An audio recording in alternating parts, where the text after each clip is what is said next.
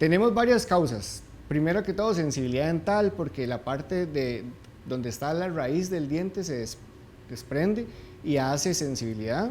Luego hay fracturas dentales, que tenemos un ejemplo, hay jugadores que están en pleno partido apretando los dientes, ¿verdad? Pasó con Mbappé, ha pasado con jugadores de la NBA que apretan los dientes y se fracturan las piezas dentales, ¿verdad? Entonces eso, y todos los dolores musculares, dolores de cabeza.